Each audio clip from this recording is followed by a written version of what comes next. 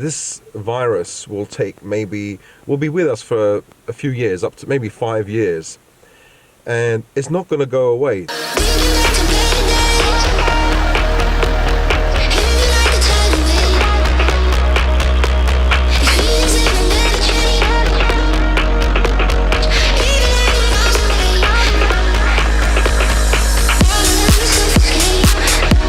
Today, guys, I'm still a bit sick. I've got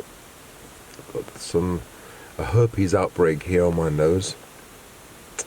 I've got also I feel run down. I've got the cold, but I don't think I really needed to self-isolate because although I had like flu-like symptoms, they weren't that bad. And now I feel okay. The flu has gone away. It was just a cold stroke flu. I'm not sure what it was. So I think people are getting paranoid about this, and some people are self-isolating. The doctor said, "Oh, maybe you should," and my reaction was, "Yeah, my life is a life of self-isolating. I've isolated myself, detached myself from the world anyway." But this coronavirus, this is dangerous. It's more dangerous than people are making out. It's the arguments you hear on TV is that the normal flu kills much less people, but that's a statistical lie, I think, because the flu has access to 7 billion people or whatever, and it's less. I think it kills less than 1% of people.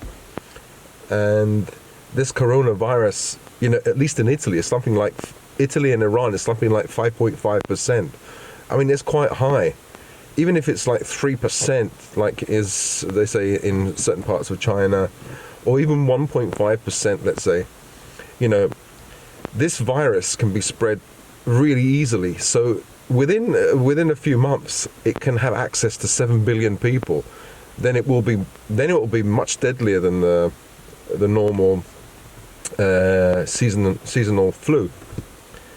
So I think if countries are shutting down whole towns, stopping children from going to school, stopping sports events like the Grand Prix, football games, it's not like the flu. The government know more than us. They know that this thing is deadly, and then the other lie is, oh, it affects only people in their 70s with respiratory problems. That's true. It affects people, elderly people, more to the point that they will die. But there was a reporter I saw, on TV the other day, an American reporter. She's in her 50s, and maybe she went to Singapore or something, and she caught it. And she has no underlying health problems, and she said it was a struggle to get from her bed to the toilet, which was about 2 meters or 3 meters away. She said, laborious. She had to really struggle just to get to the toilet because she was breathing like this. She couldn't take a full breath. And another guy, an English teacher, or an English guy anyway, living in China, possibly Wuhan, he recovered, but he said when he had it, this COVID-19 or whatever it's called, he felt like he was going to die, and he had no underlying health problems. A man of 35 years of age, he's not fat or skinny, he just looks like a normal guy. The problem with this virus is it progresses in stages. So you'll have a cold, you'll get better, you'll get worse, you'll get better, then you get worse again. So personally, I started with a cold. I got better from the cold, and that's when I was hit with the flu. But I got better from the flu, and that's when I was hit with pneumonia. At the pneumonia stage, because I've never experienced that before, that's when I went to the hospital and got it checked out. So I was feeling achy. I just wanted to curl up into a ball. I had ear problems and sinus problems where it felt like there was a balloon being blown up in my face. From there, that's where the pneumonia stage hit in.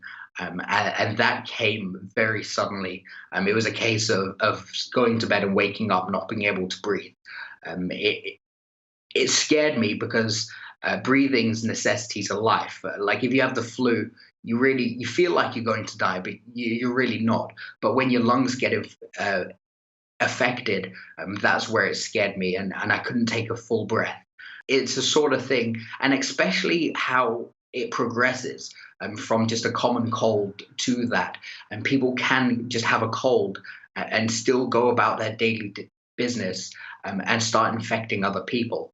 This is why it's very important that people in the UK, if they have any symptoms of any disease or problem or illness, that they should go and get it checked out first, and also try and stay home. I'm getting a panic attack just thinking about it, and that's when you're anxious, you breathe in a shallow way, don't you? You breathe like this. So it must have been it's not like the normal flu. It doesn't just attack your immune system. You have a fever. This actually attacks your lungs. I think maybe not everybody. Some people might have a mild case of it. It might not attack the lungs. But in those two cases, they showed on the news yesterday, people that were not in their 50s, 60s or 70s, that were younger. One lady, in her 50s, a reporter, and this guy who was 35, no underlying health problems. And they were saying that it drastically affects your respiratory system, your lungs, and you can't breathe, basically.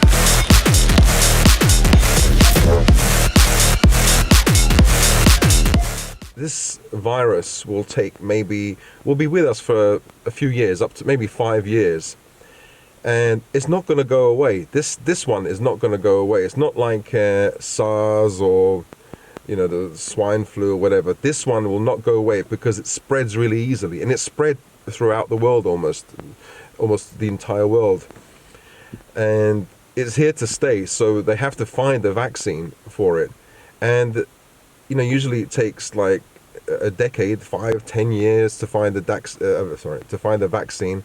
They said that they can speed the process up and get the vaccine within 18 months.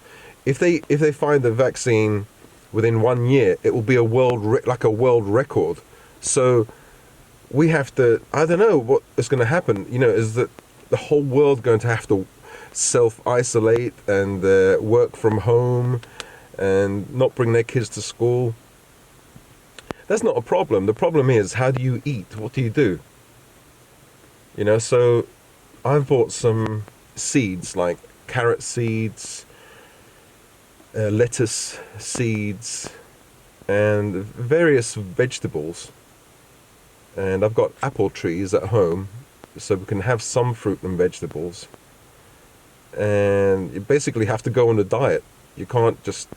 I suppose it'll be good for the wallet, because then we tend to spend a lot of money on, on the supermarket, Tesco's, Sainsbury's. To be honest, we spend too much. We spend about at least 150 a week. So at least £600 a month. More. I'd say more than that.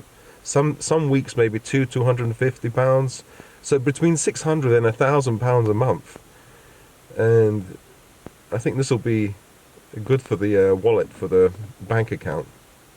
So now what I'm going to do is stock up on essentials. And essentials for me, in case,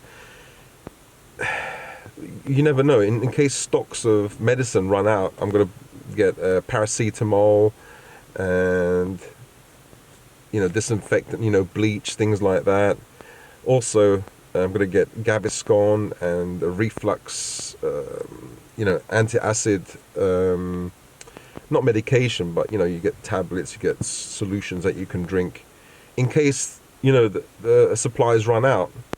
And for my mind, for my brain, I'm almost off the medication. I'm on 2.5 milligrams, so I'm going to try and buy loads of bananas, organic bananas, and then the kids can eat them or whatever. I eat some as well. But what I'll do is I'll dry the banana skins, and they come out like they're black. They come out like when they're dried, they look like spiders. They're all black with the legs like this. And you put them in tea. And I think I'll have that daily. That will increase serotonin. Apparently, it increases serotonin. Some some scientists in Taiwan, I don't know, about a decade ago, they made this experiment. But I think this experiment was done in the 70s as well. That bananas can increase serotonin, or somehow affect depression. But anyway, I'll talk about that later.